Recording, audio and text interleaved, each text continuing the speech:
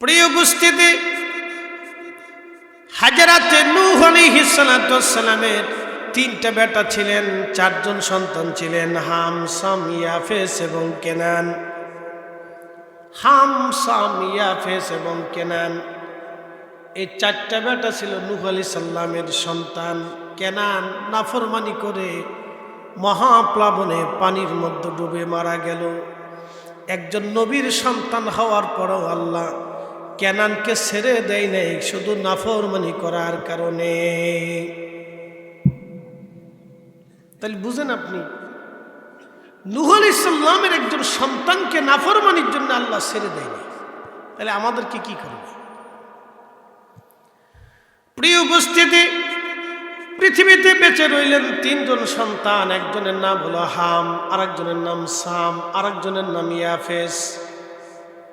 হামের বংশধর হলো আরবরা, সামের বংশধর হলো অনারবরা এবং ইয়াফেসের বংশধর হলো আফ্রিকান নিগ্রো কালোরা। এবং ইয়াফেসের আরেকটা বংশধর পৃথিবীতে কিয়ামতের আগে আসবে, সেটা আলামতে কুবরা, সেটার নাম হচ্ছে ইয়াজুজ আর মাজুজ।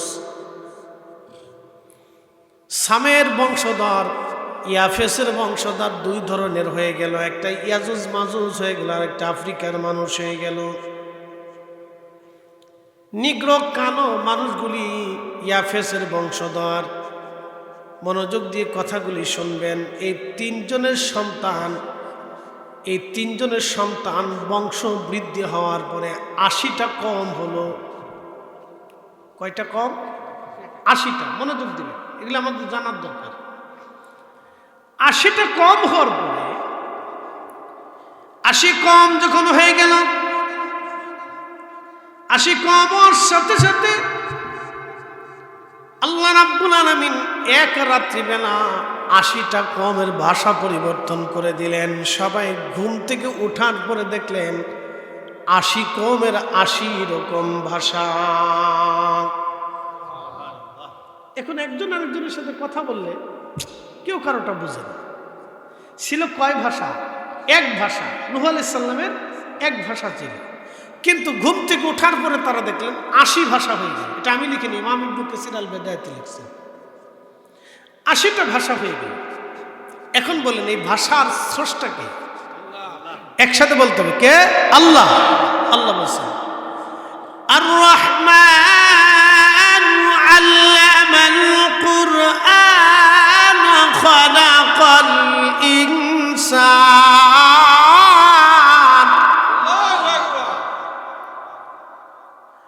আল্লামাহুল বায়ান।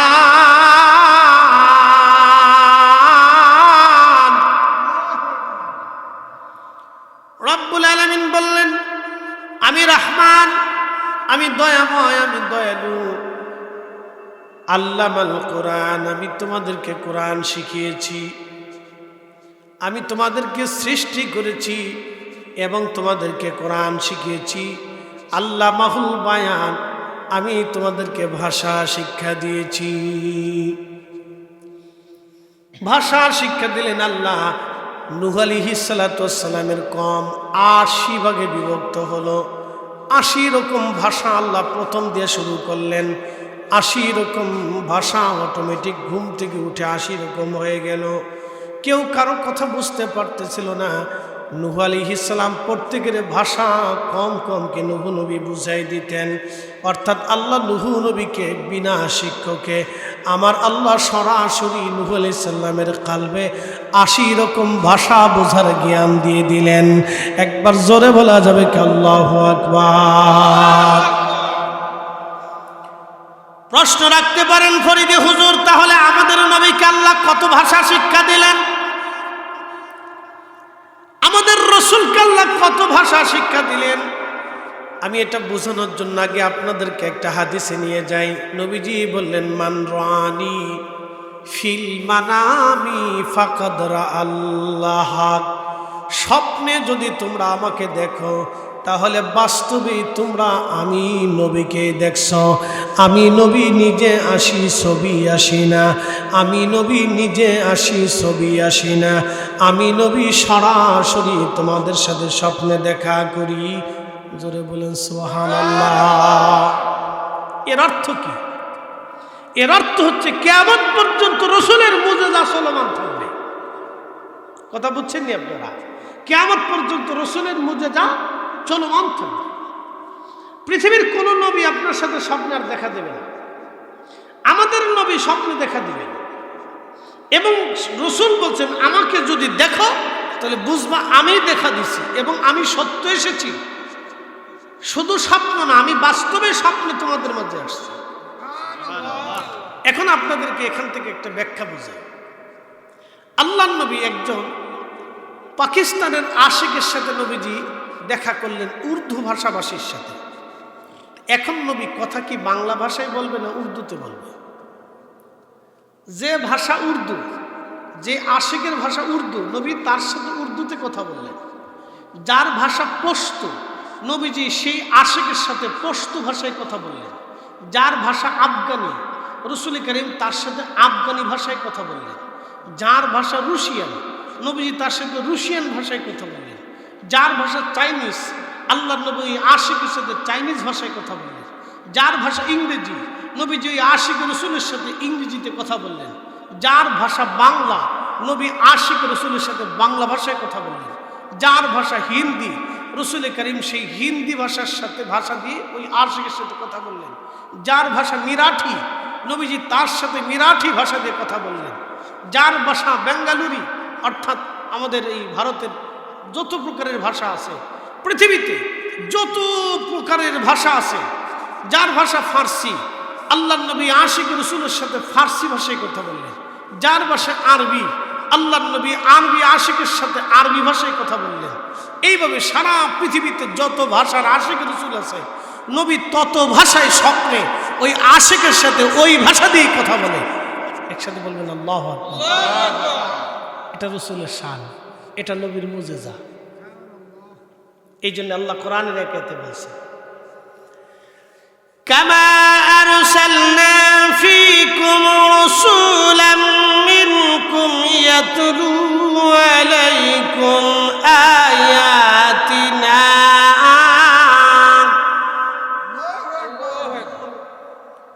ওয়া ইউযাক্কিকুম ওয়া ইউআল্লিমুকুমুল কিতাবা ওয়াল হিকমা। কি চমৎকার কথা! আল্লাহ, ও নবী, আপনাকে দুনিয়াতে পাঠাইছি কেন? আপনি উম্মতের মাঝে যাবেন, যাইয়া আমি আল্লাহর আয়াত সমূহ উম্মতকে তেলাওয়াত করে শোনাবেন, তার বিধান জানাবেন, এবং আপনি নবী উম্মতকে পবিত্র বানাবেন। এখন আপনাদেরকে এখান থেকে একটা মাসালা দিই। আপনি এক জগ পানি নিলেন ওযু করার জন্য। এখন পানি পাক, পানি কি পাক। সেই পাক পানি দিয়ে আপনি ওযু করলে আপনি কি হবেন? পাক হয়ে যাবেন। তার অর্থ হচ্ছে পানি পবিত্র করার বস্তু। কথা ঠিক আছে না? পানি পবিত্র করার বস্তু বা পদার্থ যেটা বলেন, আল্লাহর সৃষ্টি। তো পানি মানুষকে পবিত্র করে। এই পানি দিয়ে গোসল করলে, ওযু করলে মানুষ পাক হয়। তো মনোযোগ দিবেন। এখন ওই এক জগ পানির ভিতরে যদি এক ফোঁটা পেশাব করে, তাহলে ওই পানি কি আর পাক থাকে? তো পানি নাপাক যখন হয়ে যায়, তখন ওই নাপাক পানি দিয়ে আপনি ওযু গোসল যতই করেন, আপনি আর পাক হবেন না।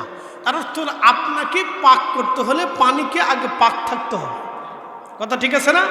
আল্লাহ কোরআনে বলেন ওয়ায়ুযাক্কিকুম, আপনি উম্মতকে পবিত্র বানাবেন।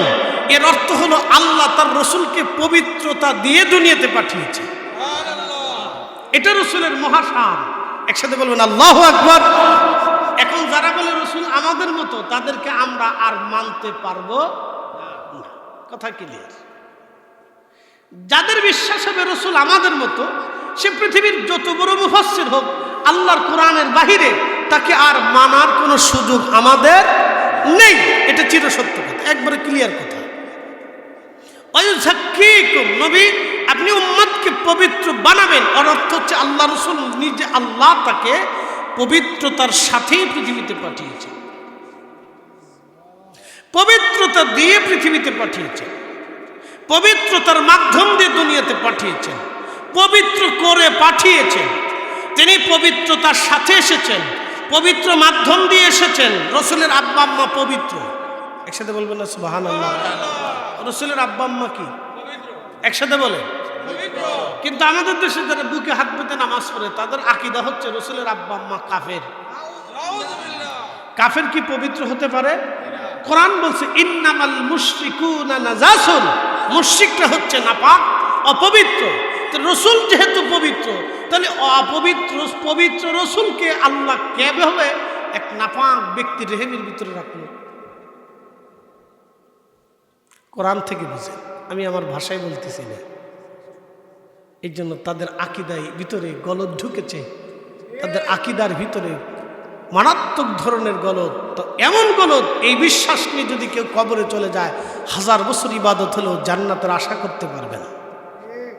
তার হাসর হবে বড় ভয়াবহ কঠিন, তার মেহেশর হবে বড় কঠিন, তার হাসর হবে বড় ভয়াবহ কঠিন। এই সমস্ত ব্যক্তিরা কিয়ামতের ময়দানে রাসূল করিমের সামনে হাউজে কাউসারে যাইতে যাবে। ঠিক তখনই আল্লাহর ফেরেশতারা পর্দা ফেলে দিবে। নবী বলেন উম্মতি উম্মতি, এরা আমার উম্মত। ফেরেশতারা বলবে ইয়া রাসূলুল্লাহ, আপনি জানেন না আপনার ইন্তেকালের পরে এরা নতুন নতুন মতবাদ চালু করেছিল, নতুন নতুন আকীদা প্রকাশ করেছিল, নিত্য নতুন মতবাদ চালু করে উম্মতকে ধ্বংস করেছিল। আল্লাহর নবী তখনই বলবেন সুকান সুকান, দূর হ দূর হ, বেদাতি দূর হয়ে যা, আমার কাছে আজকে আসবে। শেষ। একসাথে বলেন কি শেষ? লক্ষ বছরের ইবাদত শেষ। এই জন্য বুঝতে হবে আপনাদেরকে। প্রিয় উপস্থিতি, শালেশ্বরের মুসলমান, মনোযোগ দিয়ে কথাগুলি শুনবেন।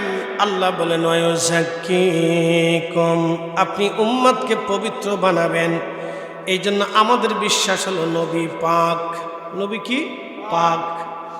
এরপর আল্লাহ বললেন ওয়ায়ুআল্লিমুকুমুল কিতাবা ওয়াল হিকমা, আপনি উম্মতকে কিতাব শিক্ষা দিবেন এবং হিকমত শিক্ষা দিবেন।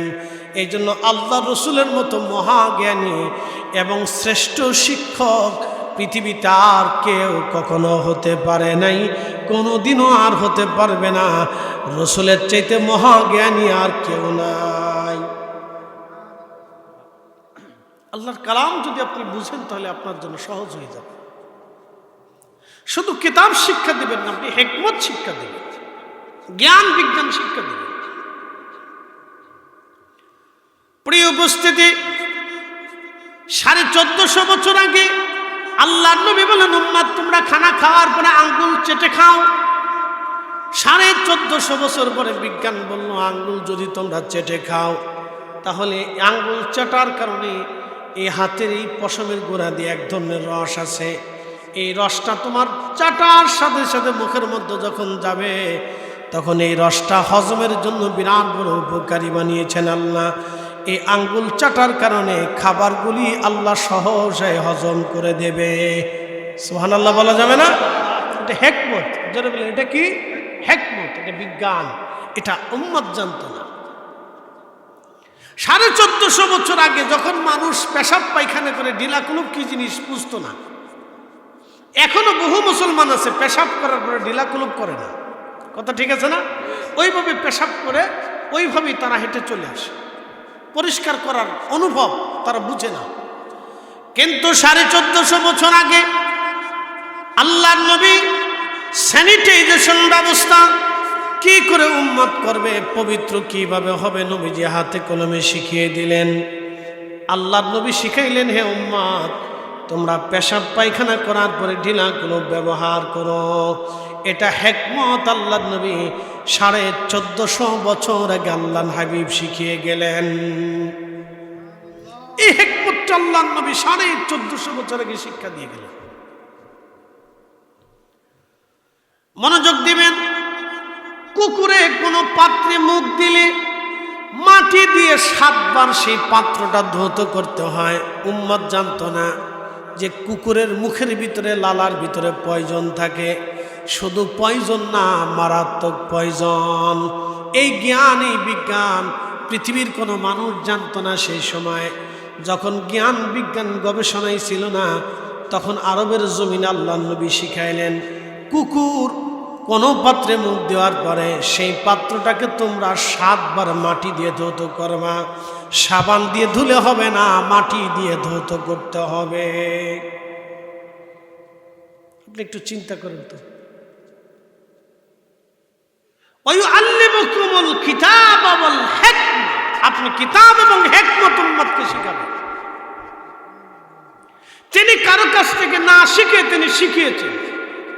তিনি সরাসরি আল্লাহ থেকে শিখেছেন, জিব্রাইল থেকে শিখেন। জিব্রাইল রাসূলের কোনো শিক্ষক না, এটা ভুল কথা। লা হাওলা ওয়ালা কুওয়াতা ইল্লা বিল্লাহ। জিব্রাইল আল্লাহ রাসূলের শিক্ষক হতে পারে না। সরাসরি আল্লাহ রাব্বুল আলামিন শিক্ষা দিয়েছেন মাধ্যম জিব্রাইল। জিব্রাইল আলাইহিস সালাম শুধুমাত্র ওহী নিয়ে আসছেন।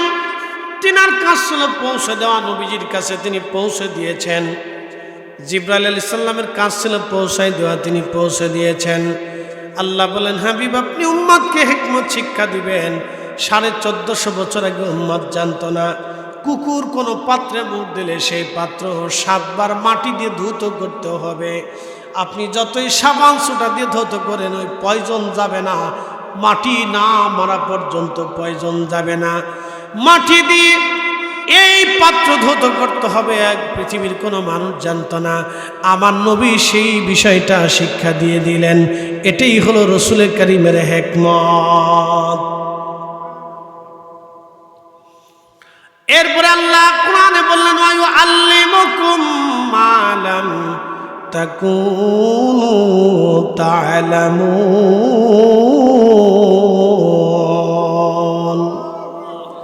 এ বন্ধু, উম্মতকে আপনি শিখিয়ে দেন। উম্মত যাহা জানতো না আপনি নবী তাহা শিখিয়ে দেন। উম্মত যা জানতো না আপনি তাহা শিখান।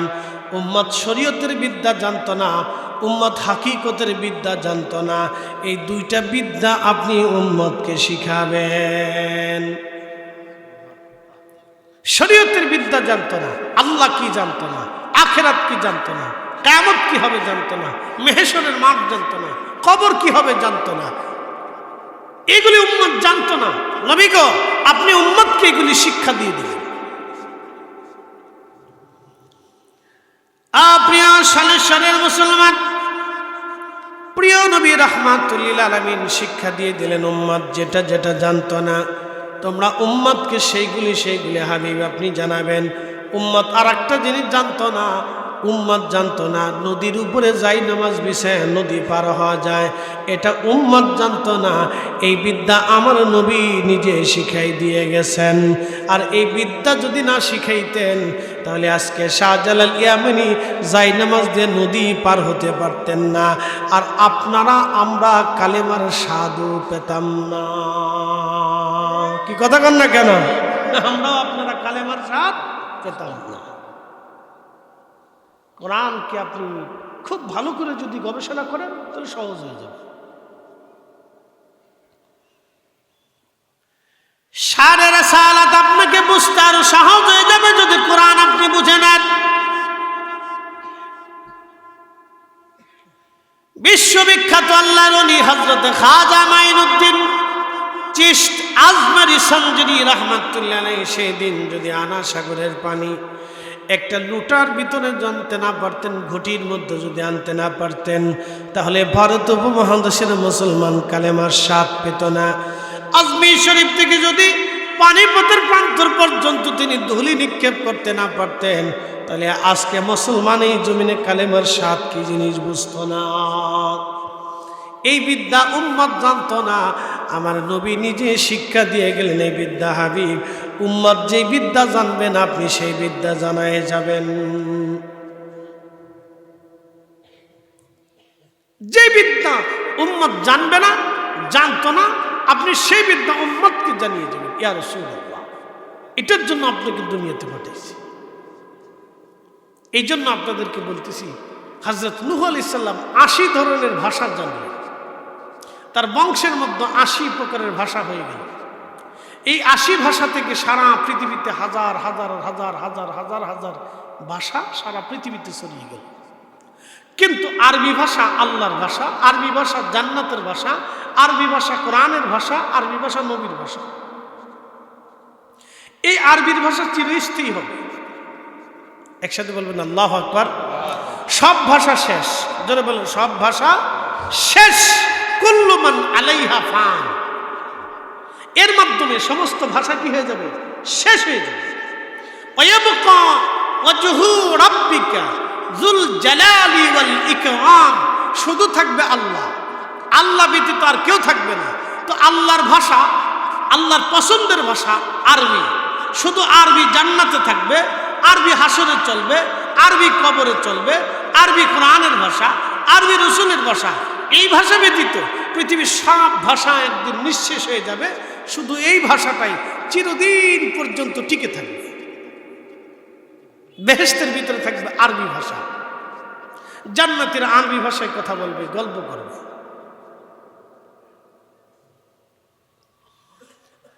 প্রিয় উপস্থিতি, মনোযোগ দিয়ে কথাগুলি শুনবেন। হযরতে মূসা কালিমুল্লাহ, আল্লাহ রাব্বুল আলামিন ১,৩২,০০০ ভাষা দিয়ে মূসা আলাইহিস সালামের সাথে কথা বললেন।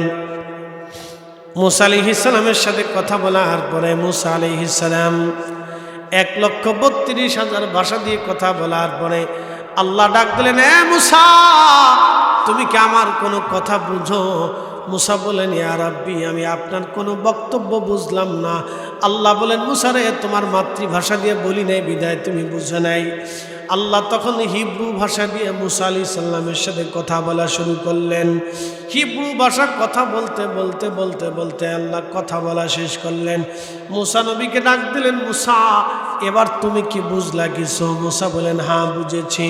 কি বুঝেছ মূসা? মূসা আলাইহিস সালাম ডাক দিয়ে বলেন, ইয়া রাব্বি, আপনি এত সময় যা বললেন শুধু আখিরি নবীর প্রশংসা করলেন, আর নবীর উম্মতের প্রশংসায় আপনি আমার কাছে করলেন। একবার জোরে বলা যাবে কি আল্লাহু আকবার? তাহলে এই নবীর উম্মত হওয়া আমাদের জন্য ভাগ্য। আমাদের জন্য কি ভাগ্য? কপাল গুনে আল্লাহ দিছে, জোর করে পাইতেন না। হযরত হালিমাতুস সাদিয়া রাসূল পেয়েছে, এটা হালিমার ভাগ্য। কি কথা ঠিক আছে না?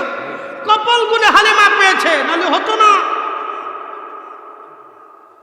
এটা হযরত হালিমার ভাগ্য।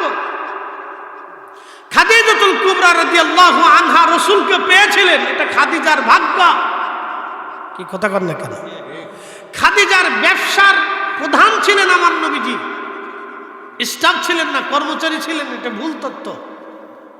আমার রাসূল ছিলেন আম্মাজান খাদিজাতুল কুবরা রাদিয়াল্লাহু আনহার ব্যবসায়ের প্রধান পরিচালক, যাকে ম্যানেজিং ডিরেক্টর বলা হয়। এই প্রধান ব্যবসার পরিচালক ছিলেন তিনি। প্রিয় নবীজি ওই ব্যবসাতে যাওয়ার কারণে আম্মাজান খাদিজাতুল কুবরার কপাল খুলে গেল। কি কথা ঠিক আছে না ভাই? খাদিজার ব্যবসা নিয়ে রাসূলের কপাল খুলে গেল। কি কথা কর না কেন? নবী তো এমনি কপালওয়ালা, কি রাসূল তো এমনি কি কপালওয়ালা, হীরার টুকরো। খাদিজার কপাল খুলেছে রাসূল করিম তার ব্যবসার প্রধান হওয়াতে, খাদিজা রাদিয়াল্লাহু আনহার ব্যবসা নিয়তে, আর রাসূলের কপাল খুলে নাই, বরং আম্মাজান খাদিজার কপাল খুলে গেছে। এটা আপনাকে বুঝতে হবে।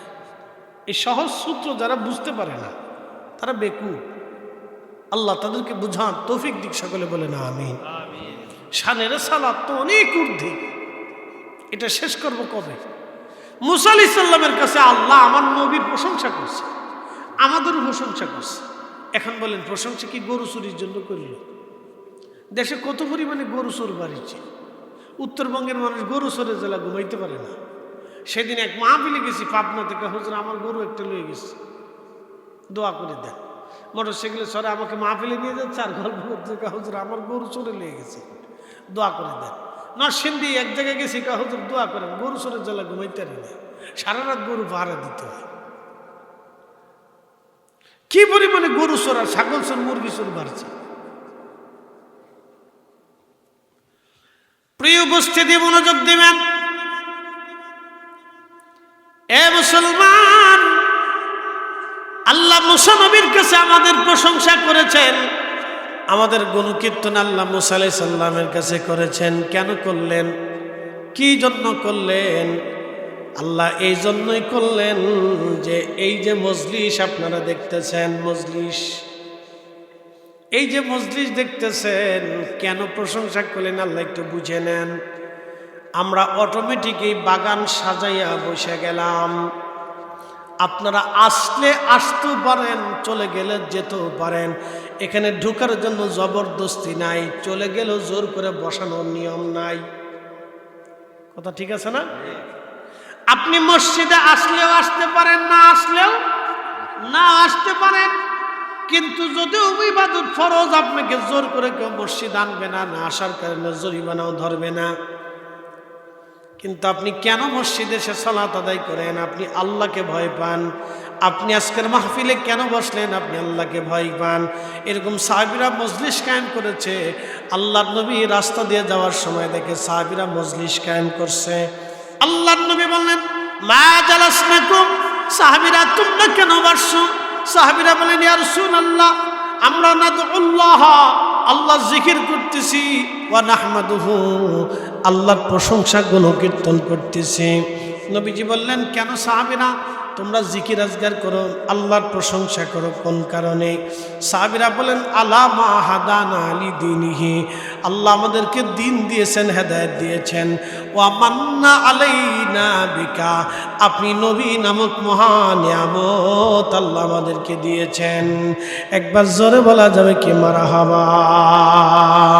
ত্রিভুবনের প্রিয় মুহাম্মদ এলো রে দুনি আয় রে সাগর আকাশ বাতাস দেখবি যদি আয় রে সাগর আকাশ বাতাস দেখবি যদি আয়। ধুলির ধারা বেহেশত আজ জয় করিল দিল রে লাজ, আজকে খুশির ঢাল নেমেছে ধূসর সাহারা রে সাগর আকাশ বাতাস দেখবি যদি আয় আয় রে সাগর আকাশ বাতাস দেখবি যদি আয়। মনোযোগ দিবেন। সাহাবীরা বলেন, ওয়া মান্না আলাইনা বিকা, আপনি নবী নামক মহা নিয়ামত আল্লাহ দিয়েছে। সুবহানাল্লাহ বলা যাবে? সাহাবীদের বিশ্বাস কি? রাসূল আমাদের মধ্য আল্লাহর পক্ষ থেকে মহা নিয়ামত। কথা ঠিক আছে না ভাই? এই জন্য সাহাবীরা বলেন, হুজুর আমরা দুই কারণে মাহফিল দিছি। এক নাম্বার কারণ ওয়া মান্না আলাইনা বিকা, আপনি নবী পাইয়া। দুই নম্বর কারণ আলামা হাদানা লিদীনিহি, দিন পাইয়া, ধর্ম পাইয়া, ইসলাম পাইয়া, কালেমা পাইয়া। তো এক নম্বর মাহফিল দিছি কোরআন পাইয়া, দিন পাইয়া, ইমান পাইয়া। দুই নম্বর মাহফিল দিলাম আপনি রসুল পাইয়া। এখন প্রশ্ন করি, রসুল না হলে কি কোরআন পাইতাম? রসুল না হলে কি দিন পাইতাম? নবী না হলে কি ইমান পাইতাম? নবী না হলে কি আল্লাহ পাইতাম? রসুল না হলে কি আখেরাত বুঝতাম? নবী না হলে কি সত্য বিধান পেতাম? তো রসুলকে দিয়ে সব। এই জন্য আমরা সুন্নিরা মিলাদুন নবী, নবী পাইয়া যেই মাহফিল সাজাই, এটার নামই, এটার কাজই মিলাদুন নবীর মাহফিল। একসাথে বলবেন না মারহাবা? আমরা এই মাহফিল কি পাইয়া করি? রসুল পাইয়া। এটা কোনো রাজনৈতিক ফাংশন, কি কথা ঠিক আছে না? কোনো রাজনৈতিক ফাংশন না, কোনো ব্যক্তিকে উদ্দেশ্য করে না, ফুলতলি সাহেবকে উদ্দেশ্য করে না। ফুলতলি সাহেব আমরা রাহবার, কি কথা ঠিক আছে না? এই সিলেটের কোটি কোটি সিলেটবাসীর কলিজার টুকরো সাহেব কেবলা ফুলতলি, সিলেটের কোটি কোটি মানুষের কলিজার টুকরা। তারপরেও সাপ কেবলাকে নিয়ে আমরা মাহফিল না দিই, ঈদে মিলাদুস সাপ, এই বিষয়ে মাহফিল না। মাহফিল মিলাদুন নবী রাসূল পাইয়া। আল্লাহু আকবার। পৃথিবীর কোন ব্যক্তির উদ্দেশ্যে না, বংশের উদ্দেশ্যে না, রাজনীতি না, গোত্র না, ব্যক্তি না, ফিদ না, মাশায়েখ না, রাসূল। প্রিয় উপস্থিতি, সাহাবীরা বললেন ইয়া রাসূলুল্লাহ আপনাকে পাইয়া মাহফিল সাজাইছি। একসাথে বলুন মারহাবা। আল্লাহর নবী বললেন সাহাবীরা তোমরা কি এই উদ্দেশ্যে সাজাইছো নাকি ভিন্ন কোনো উদ্দেশ্য তোমাদের আছে? তোমরা কসম করে বলো। সাহাবীরা বলেন আল্লাহি, আল্লাহর কসম করে বলি ইয়া রাসূলুল্লাহ আমাদের আর কোনো ভিন্ন উদ্দেশ্য নাই, শুধু কোরআন পাইয়া হেদায়েত পাইয়া বা আপনি নবী পাইয়া আমরা মাহফিল সাজিয়েছি। আল্লাহর নবী বললেন সাহাবীরা তোমাদেরকে অবিশ্বাস করতেছি, বিষয়টা এইরকম না। সাহাবীরা রে তোমাদেরকে অবিশ্বাস করতেছি এই জন্য না সাহাবীরা, তোমাদেরকে কসম করালাম এই জন্য। ফাতানি জিবরিল আলাইহিস সালাম, জিবরাইল আলাইহিস সালাম আমার কাছে এসেছিলেন। ফাআখবিরনি আমাকে খবর দিয়ে গেলেন তোমাদের এই মজলিসখানা দেখার পরে আমার আল্লাহ ইউবাহিমাকুমুল মালায়েকা তামাম ফেরেশতাদের মজলিসে আমার আল্লাহ তোমাদেরকে নিয়ে অহংকার করতেছে, গর্ব করতেছে। একসাথে বলুন আল্লাহু আকবার। তাহলে মিলাদুন নবীর মাহফিলে খুশিকে, আমাদের এই মজলিসে খুশিকে আল্লাহ নিজে খুশি। শুধু খুশি না, ফেরেশতাদের বিরাট মজলিসে আল্লাহ আমাদেরকে নিয়ে অহংকার করে। আল্লাহু আকবার। অহংকার কে করে? আল্লাহ করে। আল্লাহ আমাদের এই মজলিস খানা নিয়ে আল্লাহ অহংকার করতেছে, আল্লাহ গর্ব করতেছে। বাহমুকুমুল মালায়েকা, আল্লাহ যে কাজে খুশি হয় ওই কাজ আমরা কখনো ছাড়ব না। কি কথা বল না কেন? ওই কাজ আমরা কখনো ছাড়ব না, এটা করতেই থাকবে। এখন দুনিয়ার কেউ যদি বেজার হয় তাতে আমাদের কিছু যায় আসে না, ওতে আমরা অনুতপ্ত না। তার খুশি নিয়ে বেজার নিয়ে সে থাকুক, আমরা আল্লাহকে সন্তুষ্ট করার জন্য মাহফিল করি। আচ্ছা বলেন তো, ইয়া নবী সালামু আলাইকা বলে দাঁড়ানোর পরে আমরা কি কোনো ব্যক্তির জন্য দাঁড়াই না রাসূলের জন্য দাঁড়াই? ভিন্ন কোনো উদ্দেশ্য নিয়ত আমাদের এখানে আর থাকে না, কোনো উদ্দেশ্য থাকে না, শুধু রাসূল। শুধু রাসূলকে কেন্দ্র করে আমরা এই উদ্দেশ্য নিয়ে আমরা এই কাজটা করি, ভিন্ন কোনো উদ্দেশ্য থাকে না। রাজনীতি, পেটনীতি, সমাজনীতি, লোক দেখানো, মানুষ দেখানো, ব্যক্তি দেখানো। অনেক সময় মানুষ সলাতে যায়, বিয়েই সলাত। আমি নামাজের কিছু কিছু নামাজের নাম দিছি রাজনৈতিক নামাজ, কিছু নামাজ আছে বিয়েই নামাজ, কিছু নামাজ আছে ঠেলার নামাজ, কিছু নামাজ আছে বিপদের নামাজ। বলে হুজুর এটা কেমন? কিছু নামাজ আছে বতরে নামাজ। বলে বতরে নামাজ কেমন? আমাদের ফরিদপুরের ভাষায় বলে বতরে নামাজ। বতর অর্থ সিজনারি নামাজ। প্রত্যেক জুমাতে মুসল্লি পাওয়া যায়, এই জুমা রক্তে পাওয়া যায়, কিন্তু আসরের রক্তে খুঁজে পাওয়া যায় না। এটা হচ্ছে বতরে নামাজ, শুধু শুক্রবারে পাওয়া যায়।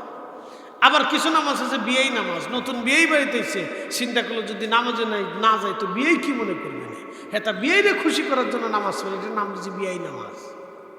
কি কথা খারাপ করছি? এটার নাম দিয়েছি কি নামাজ? বিয়েই নামাজ। কিছু নামাজ আছে রাজনৈতিক নামাজ। যারা রাজনীতি করে তারা চিন্তা করলো আমি অমুক এলাকায় গেছি, এখন যদি নামাজ আজান দিছে, নামাজ যদি না পড়ে তো লোকে ভোট দিত না, এটা ভোটের আশায় নামাজ পড়ে। কি কথা কন না কেন? এটা হলো রাজনৈতিক নামাজ। কিন্তু আমরা যখন ইয়া নবী সালাম আলাইকা বলে দাঁড়াই, তখন ভোটের জন্য দাঁড়াই না, আমরা রাসূলের জন্য দাঁড়াই, বিয়ের জন্য দাঁড়াই না, ইমামের জন্য দাঁড়াই না, মুসল্লির জন্য দাঁড়াই না, আমরা শুধু নবীর জন্য দাঁড়াই। কথা কন না কেন? ঠিক আছে না? শুধু রাসূলের জন্য দাঁড়াই, অন্য কোনো উদ্দেশ্য থাকে না। এই জন্য এই কাজের ভিতরে ইখলাস থেকে বেশি। আর এই জন্য হযরত শেখ আব্দুল হক মুহাদ্দিস দেহলভী তিনি আখবারুল আখিয়ারের ৫ম খণ্ডে মুনাজাতে বদরগাহে কাদিউল হাদাতের ভিতরে লিখছে, ইয়া রাব্বি, আল্লাহ এই আব্দুল হক মুহাদ্দিস দেহলভী তোমার দরবারে হাত তুলছে। আল্লাহ তোমার কাছে প্রেরণ করার মতো কোনো ইবাদত, কবুলযোগ্য, মনোনয়নযোগ্য কোনো ইবাদত আমার কাছে নাই আল্লাহ। কিন্তু আমি তোমার রসুলের শানে মিলাদ করি, তোমার নবীকে দাঁড়ায়া সালাম দেই। আল্লাহ এই দুরুদ ও সালামের ভিতরে আমার শুধু ইখলাস এত পরিপূর্ণই থাকে যে আমি রসুল ছাড়া অন্য কোনো উদ্দেশ্যে এই কাজ করি না। ইয়া আল্লাহ, আপনি এই কাজটার কারণে, মিলাদের কারণে আপনি আমার দোয়াকে কবুল করুন।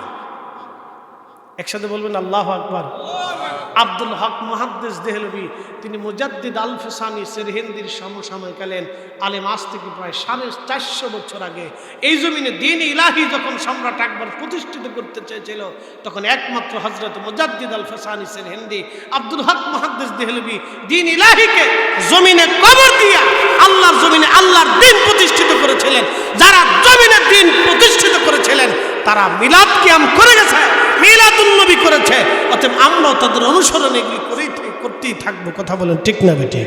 এখন যে বেদাতি বলার বলুক, খারাপ বলে বলুক, ওগুলি দেখার সময় আমাদের নাই। যার মন চলে আসবে, না চলে না আসবে। কথা খারাপ বেশি? আমি কি জোর করে নিয়ে আসতে পারবো? জোর করে আনার দরকার নেই। দাওয়াত দিবেন, মন চলে আসবে, না আসলে ছিল কোনো অসুবিধা নেই। ঝগড়া করার কিছু নেই। এটা প্রেমের কাজ, রসুল প্রেমের কাজ। তো রসুল প্রেমের জন্য নবীর উম্মতের সাথে তো আমরা ঝগড়া করতে পারি না। এটা রসুল প্রেমের কাজ। যার মন চাইলে আসবে, না চাইলে না আসবে। তার মেহেশর, তার কবর, তার হাসর, তার নবী, তার ইমান, তার ফুলসিরাত, তার হাউজে কাউসার, তার মিজানের পাল্লা, তার ডান হাতে বাম হাতে আমলনামা, সে বেহেশত, তার যোজক, ওই চিন্তা আমার করে লাভ নেই। আমি শুধু দাওয়াত দিতে পারি। কথা ঠিক আছে না ভাই? দাওয়াত দিতে পারি। কবুল করার মালিক বান্দা, আর হেদায়েত দেওয়ার মালিক আল্লাহ। একসাথে বলেন তো আল্লাহু আকবার। না না, সবাই সবাই জোরে বলেন। কেন জানি আপনাদের একটু মন মরা লাগতেছে। মনে হচ্ছে দুপুরে টুপুরে খান নাই, অত সন্ধ্যায় না খেয়ে আইছেন, ঝগড়া ফাসাদ লাগছে, এরকম মন বেজার হইতেছে। আবার জোরে বলেন আল্লাহু আকবার। দেখেন, আমি একজন দূরবর্তী মেহমান। আপনাদের এলাকায় কিন্তু এই কয়জন মানুষ না, সব মানুষ কিন্তু কবরে চলে যায় নাই। অনেক মানুষ দুনিয়াতে আছে, কিন্তু তারা আসতে পারে নাই। যারা আসছে তারা আসবে, যারা আসবে না তারা আসবে না। আল্লাহ সবাই কবুল করুক, বলে না আমি আপনাদের মেহমান। বহু দূর থেকে ভাইরা দাওয়াত করে আমার আনছে মানুষের দুইটা কথা শোনানোর জন্য। তা আমি আসছি, কিন্তু আপনারা আসলেন না, তাহলে কেমন হইলো বলেন তো? মেজবানের খবর নাই, কিন্তু মেহমান এসে বসে রয়েছে, তাহলে এই মেহমান কষ্ট পা। তো আমি তো মেহমান, আপনারা আমাকে দাওয়াত করে আনছেন, যেহেতু দাওয়াত করছেন, তখন আপনার দায়িত্ব হচ্ছে আমার কাছে বসা, আমার দুটো কথা শোনা। ভুল বলি না, খারাপ বলি না, ভালো বলি, এগুলো শোনা আপনাদের দায়িত্ব। আল্লাহ আমাদের প্রত্যেকের এই মেহমানকে সম্মান করার তৌফিক দিক, বলেন আমিন। একটু জবান খুলে মোহাম্মতে বলেন আল্লাহুম্মা সাল্লি আলা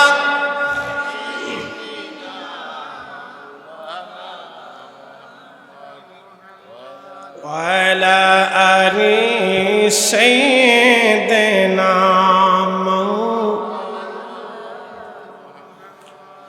নবীর ইশকে জানো দিন ভাই,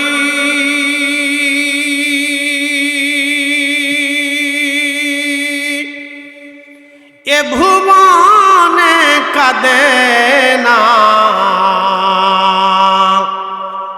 রোজ হাসরে ভাই জানতারা নবীজির দেখা পাবে না। আল্লাহুম্মা সাল্লি আলা, মাশাআল্লাহ,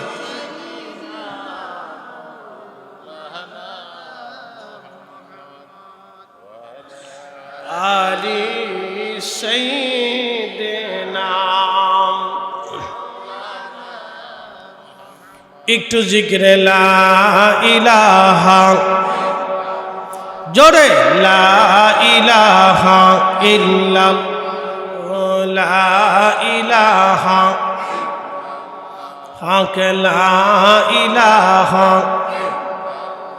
হক, লা ইলাহা হাসবি রাব্বি জাল্লাল্লাহ মা ফি কলবি গায়রুল আহা নূর মুহাম্মদ লা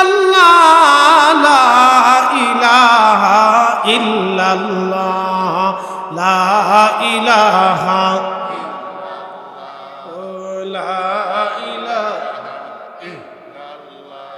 লা ইলাহা ইল্লাল্লাহু মুহাম্মাদুর রাসূলুল্লাহ সাল্লাল্লাহু আলাইহি ওয়াসাল্লাম। প্রিয় উপস্থিতি, আমি আমার রাসূলের শানে বলতে বলতে অনেক দূর বলে ফেলছি, শেষ হবে না এর বর্ণনা। আল্লাহ নবী মুসা আলাইহিস সালাম বললেন, আল্লাহ শুধু আপনি আখিরি নবী এবং এই নবীর উম্মতের প্রশংসাই তো আপনি করতে লাগলেন। হযরত ঈসা রূহুল্লাহ একদিন মস্ত বড় পাহাড়ের পাশ দিয়ে হেঁটে যাচ্ছেন, এমন সময় তিনি লক্ষ্য করলেন মস্ত বড় একটা পাথর দেখা যায়, সাদা ধবধবে পাথর। ঈসা আলাইহিস সালাম এই পাথরের চারপাশ দিয়ে ঘুরেন, ঘুরতে ঘুরতে বললেন, ইয়া রাব্বি, এত সুন্দর পাথর আগে কখনো দেখিনি আল্লাহ, এই পাথর আপনি কেন বানাইলেন? আল্লাহ বিষয়টা আমি জানতে চাই।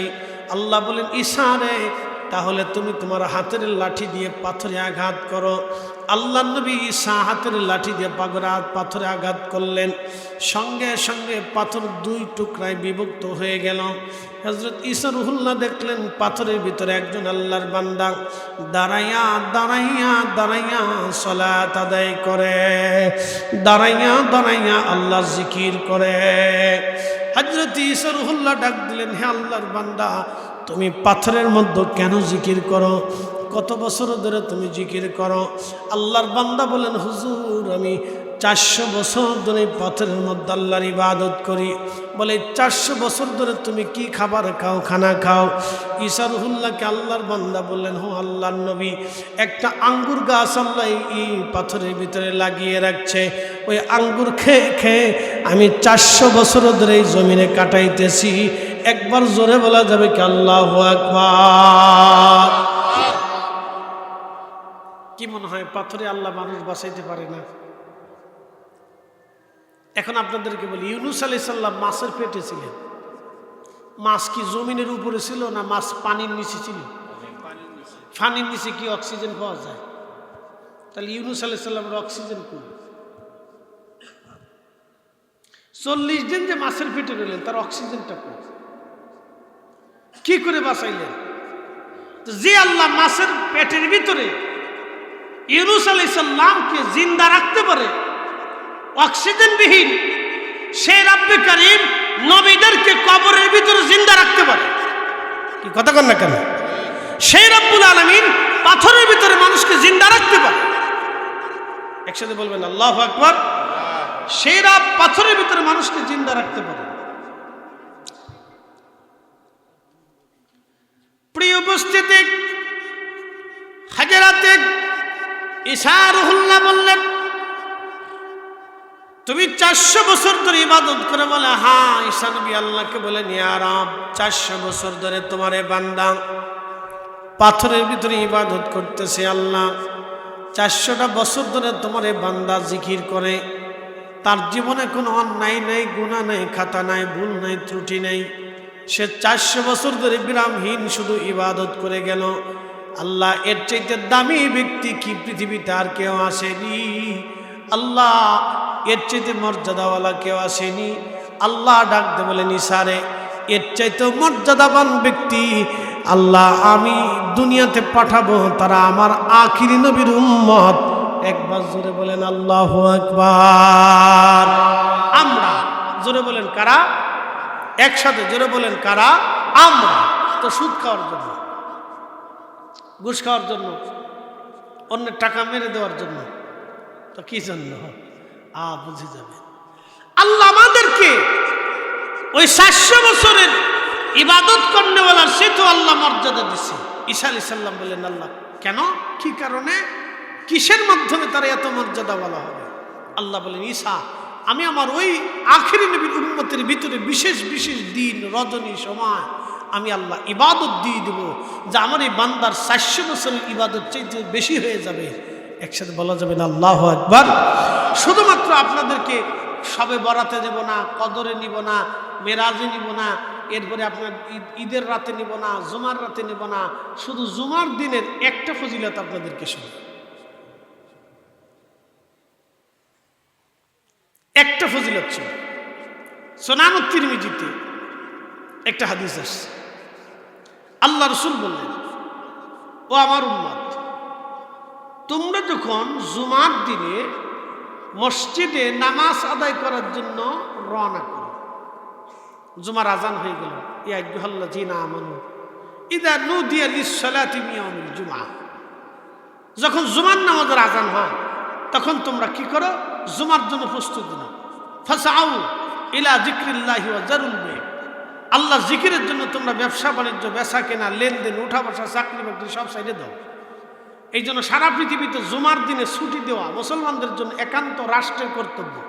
কিন্তু শুনলে দুঃখ পাবেন যে দুবাইতে শুক্রবারে কোনো ছুটি নেই, ছুটি দেয় তারা রোববারে খ্রিস্টানের দিনে, অথচ মুসলমান দেশ। আর আপনি তো বিরাট বড় আছেন, বিরাট বড় মুসলমান, বিরাট বড় মুসলমান। কি মুসলমান? বাংলাদেশে যদি রোববারের দিন ছুটির ব্যবস্থা হইতো আর শুক্রবারে ছুটি না পাইতো, তাহলে বাংলাদেশে বিশ্বযুদ্ধ লেগে যেত। কি কথা কন না কেন? বাংলাদেশে কি লাগতো? বিশ্বযুদ্ধ লেগে যেত না? আমরা সবাই মিলে একসাথে আন্দোলন করতাম যে এটা হবেই না। জুমার দিন সাইয়্যিদুল আইয়াম, জিনের সর্দার। আল্লাহর নবী বলেন, উম্মত ইহুদিরা শনিবারের দিন বেছে নিছে, খ্রিস্টানরা রোববারের দিন নিছে, আর আল্লাহ আমারে দয়া কইরা আমার এই উম্মতের জন্য জুমার দিন দিয়ে দিয়েছে। একসাথে বলবেন না সুবহানাল্লাহ? কোন দিন? জুমার দিন। তো আজান পড়ার পরে কি করতে হবে? ব্যবসা করতে হবে, চাকরি বাকরি করতে হবে, লেনদেন করতে হবে, উঠা বসা করতে হবে। আজান দেওয়ার পরে আল্লাহ বলছেন সব শেষ, স্বামী তুমি জুমার জন্য রওনা করো। প্রিয় নবী বললেন, উম্মত গোসল আদি করে পবিত্র হয়ে যখন জুমার নামাজ আদায় করার জন্য বের হবা, মসজিদে এসে ইমামের কাছাকাছি বসে খুতবা শুনবা। এরপরে ধীর স্থিরতার সাথে জুমা পড়ে আবার যখন হেঁটে হেঁটে বাড়ি যাবা, প্রিয় নবী বলেন, উম্মত প্রত্যেক কদমে কদমে কদমে কদমে আমার আল্লাহ এক বছর ইবাদত করলে যে পরিমাণে নেকি, এক বছর রোজা রাখলে যে পরিমাণে নেকি, আমার আল্লাহ প্রত্যেক কদমে কদমে সেই নেকি আমার উম্মতের আমল নামায় আমার আল্লাহ লিখে দেবে। না জোরে বলেন সুবহানাল্লাহ। এটা যদি মুসা আলাইহিস সালামের উম্মত হতেন পেতেন, ঈসা নবীর উম্মত হলে পেতেন, উজাইর, জাকারিয়া, ইমরান, ইউসুফ, ইয়াকুব, ইসহাক, ইব্রাহিম, ইসমাইল, দাউদ, সুলাইমান, আদম, শীষ, নূহ আলাইহিস সালাতু ওয়াস সালাম, কোন নবীর উম্মত হলে এই মর্যাদা পাওয়ার কোনো সুযোগ ছিল না। নবীর মর্যাদার কারণে আমাদেরকে আল্লাহ মর্যাদা দিছে, আমাদের কারণে রসুলের মর্যাদা বাড়ে নাই, মদিনার কারণে নবীর দাম বাড়ে নাই, নবীর কারণে মদিনার দাম বাড়ছে। কি কথা বুঝাইতে পারছি আপনাদেরকে? রসুলের কারণে কিসের দাম বাড়ছে? মদিনার দাম বাড়ছে। এই জন্য এই কথা সারা জীবন মনে রাখবেন। আরবিতে একটা প্রবাদ আছে, শরফুল মাকিনা ও শরফুল মাকান, শরফুল মাকানে ও শরফুল মাকিন। কিছু জায়গার কারণে মানুষের দাম বাড়ে, কিছু মানুষের কারণে জায়গার দাম বাড়ে। মক্কার কারণে মক্কাবাসীর দাম বাড়ছে, নবীর কারণে মদিনার দাম বাড়ছে, আর আমার রসুলের ইচ্ছার কারণে কাবা কাবা হয়েছে। আমাদের কাবা তো বাইতুল আকসা ছিল, মসজিদের কেবলা তাইন হচ্ছে তার বাস্তব প্রমাণ। দুই কেবলার মসজিদ, ওইখানে নবীজি নামাজে বাইতুল আকসার দিকে ফিরে আসেন, তার দিলটা কাবার দিকে ঘুরে আসে। আল্লাহ ডাক দিলেন, হাবিব আমি দেখি আপনার দিল কাবার দিকে, আপনার মন কাবার দিকে ঘুরে গেছে। ইয়া নবী আল্লাহ, আপনি যেই দিল কাবার দিকে ঘুরিয়েছেন আপনার ইচ্ছাতে আমিও আল্লাহ কাবার দিকে আপনাদেরকে ঘুরাই দিলাম। আজকে থেকে কাবার দিকে ঘুরে যান। যারা ইমানদার তারা কাবাতে ঘুরবে, যারা মুনাফিক বেঈমান তারা ঘুরবে না। নবী আপনি কাবার দিকে ঘুরে যান। একসাথে বলবেন আল্লাহু আকবার। কাবা কার ইচ্ছায় হয়েছে? রাসূলের ইচ্ছায় হয়েছে। কিন্তু অত্যন্ত আফসোস, নবীজি রওজার দিকে ফিরে মোনাজাত করতে গেলে সৌদির পুলিশ বাধা দিয়ে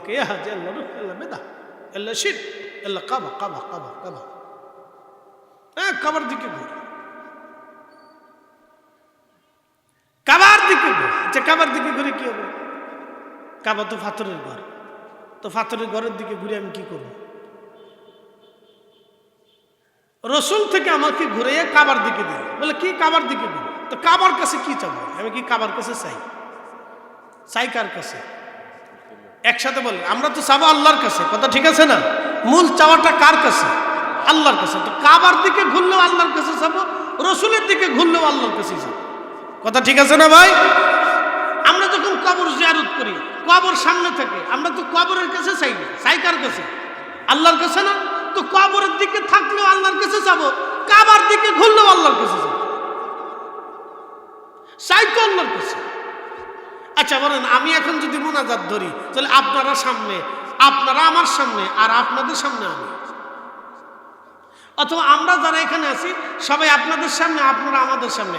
এখন যদি মোনাজাত ধরি, তাহলে একজন আরেকজনের সামনাসামনি, একজন আরেকজনের সামনাসামনি। আমরা সবাই যখন হাত পাতবো, তখন আপনি আমার সামনে, আমি আপনার সামনে। তো আমরা চাই কার কাছে? এখন একজন এসে যদি গায়ে মিয়া তোমরা একজন আরেকজনের দিকে চাই রয়েছে কা, তোমরা হুজুর পূজারি আর হুজুরে হলো মুসল্লি পূজারি। কি কথা খারাপ কেছি ভাই? একজন এসে যদি বলে যাই মিয়া তোমরা এইভাবে মোনাজাত করতেছো, কাবার দিকে করো, হুজুর হয়েছে মুসল্লি পূজারি আর মুসল্লি হয়েছে হুজুর পূজারি। তাদের যুক্তি তো এটাই যে আমরা কবরের দিকে ফিরলি কবর পূজারি, আমরা রসুলের দিকে ফিরে মোনাজাত করলে রসুল পূজারি, তাহলে কাবার দিকে ফিরে মোনাজাত করলে তাহলে কাবা পূজারি। পাগলের যুক্তি কত কোয়ালিটির থাকে জানেন? পাগলে কি কয় নিজেও বুঝে না, আর ছাগলে কি খায় নিজেও জানে না। এই সমস্ত আজারে অবান্তর যুক্তি দিয়ে আল্লাহ রসুলের সাথে বিয়াদবি করানো হয়। কি কথা কন না কেন? আল্লাহ নবীর সাথে বিয়াদবি করানো হয়, জোর করে ঘুরাই দিতেছে, মনে হচ্ছে তাকে ঘুরাইতেই হবে, এটা ফরজ হয়ে গেছে। উম্মত আল্লাহর হাবিবের দিকে ফিরে মোনাজাত করতেছে, আর মোনাজাতে চাই তো আল্লাহর কাছে, রসুলের কাছে তো কেউ চায় না। প্রিয় উপস্থিতি, আরবির এই প্রবাদটা অত্যন্ত সুন্দর। শরফুল মাকিন ওয়া শরফুল মাকান, শরফুল মাকান ওয়া শরফুল মাকিন। কিছু জায়গার কারণে মানুষের দাম বাড়ে, কিছু মানুষের কারণে জায়গার দাম বাড়ে। আমার রসুলের কারণে আমাদের দাম বাড়ছে, আমাদের কারণে নবীর দাম বাড়ে নাই। সারা পৃথিবীতে কোটি কোটি মসজিদ আপনি দেখবেন, এই লক্ষ লক্ষ মসজিদে একটাও রিয়াজুল জান্নাহ আপনি খুঁজে পাবেন না। আপনি হেরেম শরীফেও রিয়াজুল জান্নাহ পাবেন না। অথচ এত নবীরা হেরেম তাওয়াফ করেছে, বাইতুল্লাহ তাওয়াফ করেছে, এখানেও রিয়াজুল জান্নাহ পাবেন না। বাইতুল আকসাতেও রিয়াজুল জান্নাহ পাবেন না। অথচ 70,000 নবী ওইখানে নামাজ পড়েছে, 70,000 নবী ওই বাইতুল আকসাকে কেন্দ্র করে আল্লাহ পাঠিয়েছে। একসাথে বলবেন আল্লাহু আকবার। জোরে বলেন কত হাজার? 70,000 নবী আসছে বাইতুল আকসাকে কেন্দ্র করে। কত হাজার? 70,000। কিন্তু রিয়াজুল জান্নাহ পাবে না। মদিনাতে শুধু আমাদের রাসূল আসছে, বুঝা যাবে নবীজির হুজরাত শরীফ থেকে মিম্বার শরীফ পর্যন্ত এই জায়গাটা দুনিয়ার জান্নাত। শুধু দুনিয়ার জান্নাত না, এটা জান্নাতের একটা অংশ। এই অংশটুকু জান্নাতের সাথে অ্যাডজাস্ট করা হবে।